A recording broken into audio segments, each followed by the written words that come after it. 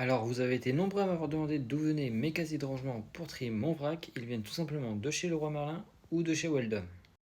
Il existe deux modèles, le petit qui est à 20 € et le grand à 25 €. Alors, ces casiers sont plutôt pratiques car il y a plusieurs compartiments à l'intérieur que l'on peut séparer à l'aide de séparateurs tout simplement. Ou alors, si on veut, on peut les utiliser en entier.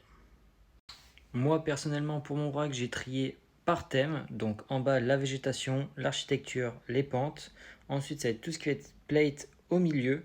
Les plate listes ici, les arrondis, etc., etc. Les pièces avec des studs. Et ce qui est plutôt pratique avec ces casiers, c'est qu'on peut venir les superposer à l'aide des 4 roues qui viennent comme ça se mettre. Hop. Et voilà. Et là, vos casiers ne bougeront plus du tout. Donc moi, ce que j'ai fait, c'est que j'en ai acheté plusieurs forcément pour pouvoir mettre tout mon vrac. Et après, je me suis fait un mur de briques. Alors forcément, la totalité de mon vrac n'est pas ici. J'en ai aussi dans les bacs sur mon étagère. Et j'en ai aussi sous mon bureau dans un meuble qui vient de chez Ikea, avec plusieurs petites boîtes qui viennent aussi de chez Action à 1 € pièce. D'ailleurs, j'ai fait une vidéo dessus, donc si ça vous intéresse, n'hésitez pas à aller la voir. Et ici, j'ai trié toutes mes petites extra parts qui viennent principalement de sets achetés, ou alors c'est beaucoup les petites pièces. Donc voilà, j'ai 2 tiroirs comme ça, avec plusieurs types de pièces. Ici, on a des petites valisettes avec des pièces de figurines. Et ensuite, sur les 3 autres étages, on a à chaque fois 2 valisettes qui viennent aussi de chez Action pour 8 € je crois.